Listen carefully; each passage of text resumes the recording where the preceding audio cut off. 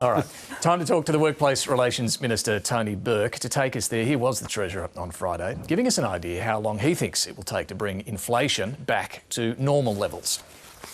My message to Australians is inflation will get worse before it gets better, but it will get better. We expect inflation to start moderating throughout the course of next year and return to something more normal soon after that, and that's the expectation of the Reserve Bank as well. We want to see wages growth in this economy. Tony Burke, welcome to the program. G'day, David. It was either splendour in the grass or insiders this weekend, so great to be with you. A lot less mud here, at least I hope. Look, thank you for making that sacrifice. Look, the Treasurer says inflation will start moderating next year and return to something more normal after that. What about wages? When will we see real wage growth?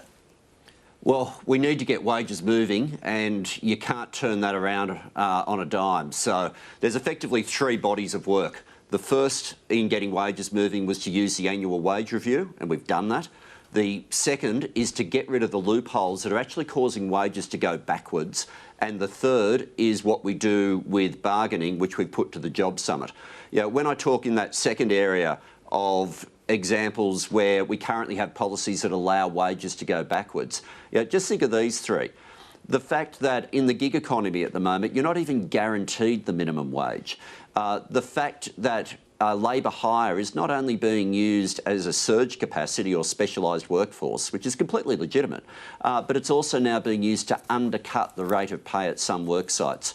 And thirdly, and I'm watching this one really closely, increasingly I'm seeing reports where negotiations on bargaining aren't simply about whether or not there should be a pay rise, but some employers threatening just to unilaterally cancel agreements so that workers at this point in time could be facing an immediate real wage cut, like a dollar wage cut.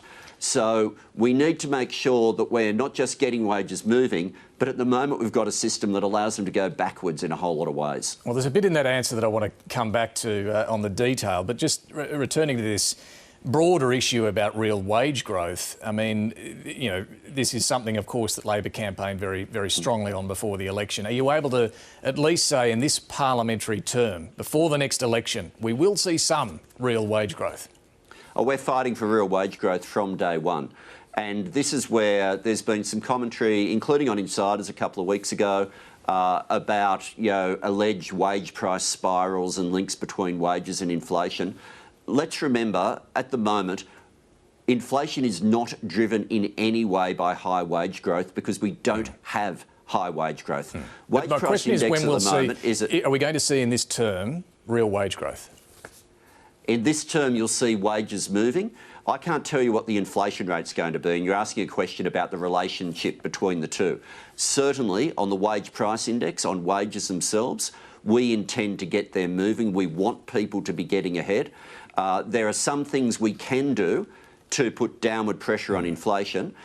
So, for example, a lot of the story of inflation is overseas. Some of it's domestic as well. When you don't have an energy policy for a decade, that's inflationary. When you have a skills crisis and refuse to invest in skills, that's inflationary. So in establishing, the first bill we'll be dealing with in the Parliament will be Jobs and Skills Australia. We've already had Chris Bowen taking action in terms of making sure that we're dealing with the energy crisis. But none of this turns around straight away. Where we can put downward pressure on inflation, we will, and where we can put upward pressure on wages, we will. So you've noted the most effective way to get wages moving is through fixing enterprise bargaining, and I know this will be addressed in the Jobs and Skills Summit in September, and you've been given the task of focusing on this area in particular. I'm keen to hear your starting point on this, I guess. When you talk about fixing enterprise agreements, how open are you to reforming the current system? Look, everything's on the table is the starting point. So everything's on the table. Obviously, there's some areas that I've been sceptical about. So I've been sceptical about some of the conversation about the Better Off Overall test, in that the conversation so far has been, can we suspend it altogether, or can we allow situations where some workers go backwards? I'm interested in workers going forwards, and I'll tell you up front, I'd take a lot of convincing on the better off overall test, but it's still on the table. Just on that, what about the deal that the ACTU and the Business Council provisionally reached last year? Some other industry groups didn't like it, but they wanted an arrangement where union-approved deals would be fast-tracked, even if there was one hypothetical worker left worse off under the agreement. Look, if I can find agreements where there's consensus, and I don't know whether the consensus on that agreement of a couple of years ago still existed in identical form, but if a consensus like that turns up at the Jobs Summit, you could work on the basis that I'll be inclined to grab it. Okay. Because that did have safeguards around it to prevent workers from, in fact, going backwards. All right, and then secure work. You've talked about making job security an objective of the Fair Work Act. Now, that sounds reasonable enough, but I guess it depends on what your definition of job security is. Can you give us an idea when you say secure job, what are you talking about? Okay, well, at the moment, if you go through the objectives of the Fair Work Act, flexibility's there, security isn't. And I think security needs to be there as well. Examples of security, obviously full-time and part-time work where your hours are guaranteed, where you have leave entitlements, they're examples of secure work. But the alternative, when I first entered the workforce, when you talked about insecure work, you were talking about casuals as the only real example of it. Now we have the gig economy. Now we increasingly have some labour hire being used for purposes that I don't regard as legitimate. Increasingly now as well, including in the public service at state and federal level, we've had an increased practice of people where the jobs has continuity, but for the worker, you're on a short-term contract and then another short-term and another short-term. You can end up qualifying that you should be ready to take long service leave before you've even effectively passed your probationary period. So should all casuals be entitled to sick leave? I've seen the reports of calling for that. I've got to say, I'm worried that if you go down that path, you're effectively giving up. There is a place for casual work, but I'm worried if we try to solve this by simply legislating everything rather than finding pathways for casuals to have security where they wanted and to actually shift to part-time and full-time secure work. So I must say I'm much more interested in how we can promote secure work and get more people into secure jobs than just redefining everything about casual employment. And there's some aspects of the casual worker definition that do need to be brought up to date, and there can occasionally be some leave entitlements that are appropriate, but I don't want to just legislate everybody as though they're... You mentioned gig economy workers and the minimum wage in your first answer. Should all gig economy workers get the minimum wage? They should all have minimum standards. Now, for example, for some gig work, it's actually effectively on 5-minute shifts rather than 3 or 4 hour minimum shifts. So how you calculate what a reasonable minimum is when you're on a much shorter shift may in fact be an amount higher than the minimum wage. But in a situation where nothing is guaranteed at the moment, and where the hardest question that was asked in those debates was when now Prime Minister Anthony Albanese asked, should every worker be at least guaranteed the minimum wage? The response was, oh no, but we're talking about small business people here. Now, I grew up in a small business family. I've run my own small business. I know what a small business looks like. Somebody delivering a pizza on the back of a bicycle where they have no control over how much they're paid, that person is not a small business person and they need minimum standards. So minimum hours, basically. Well, they need, I don't want to destroy the technology, okay? So part of the technology involves flexibility, and a lot of the workers in the gig economy, for example, do want the sort of flexibility that's there. What they don't want is a situation where the rates of pay are so appallingly low that we become a country where you have to rely on tips to be able to make ends meet. So for that pizza delivery driver, what changes? What will they get? What can you do for them? Well, for them, they should be able to get a minimum rate of pay. There's a chance if you wanted to give them leave entitlements, and these would be matters for the Commission, but if you wanted to give them leave entitlements, you need to do it in a way that can spread across multiple apps, because most of those riders, they might be on Deliveroo, DoorDash, Uber Eats, Menulog. They'll be on a series of apps at the same time. Okay. So it might be one of the examples where portable leave entitlements become something that is looked at. But the starting point at the moment is if you're classed as an employer, you get a whole lot of rights. If you fail on that test, all your rights fall off a cliff. And what we need to do is turn that cliff into a ramp so there's a sliding scale that the Fair Work Commission can look at to work out what entitlements are appropriate for those workers. Now, let's go to the news you're announcing today. You plan to scrap the Building and Construction Commission, we know, the building industry watchdog. That's going to require legislation later this year. But you're taking action today to amend the building code. Tell us what difference this will make. As of Tuesday, the ABCC in its powers will be pulled back to the bare legal minimum.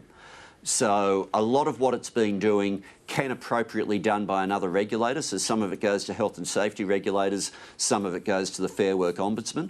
And some of the things that the ABCC's been doing, which I just think have been ridiculous rules, are gone altogether. So we will no longer be spending taxpayers' money determining what sticker someone's allowed to put on their helmet, whether or not a safety sign has to be pulled down because it's got a union logo in the bottom corner, or what flag might be flying at a building site. Those sorts of issues should never have been something for an official government regulator to be wasting taxpayers' money on. As of Tuesday, those offences are gone altogether. So you'll be able to fly a CFMEU flag without fear of punishment. But what about things like drug and alcohol testing on building sites? Will that continue or go? That goes back to health and safety regulators. We've had those rules have been really weird rules, I've got to say. So the threshold for when they apply and when they don't isn't based on a safety concern. It's based on, one, whether you're in construction, and two, a formula of the extent of Commonwealth contribution relative to the value of the project, as though somehow that's a safety principle. Yeah. These sorts of rules to make sure that people are fit and ready for work are just as important on a mining site as they are on a construction site, and regardless of the level of Commonwealth contribution. Health and safety regulators can make common sense decisions here, and that's how it should be done. Let me turn to the 47th Parliament, which sits from Tuesday, your role as Manager of Government Business. You've said the House of Representatives has become a farce in the last Parliament. How will you fix that? There are two things that you change. One, you change the standing orders, and the second thing you change is the demeanour of the government. There will always be a way and options for ministers as to how they answer questions they're asked.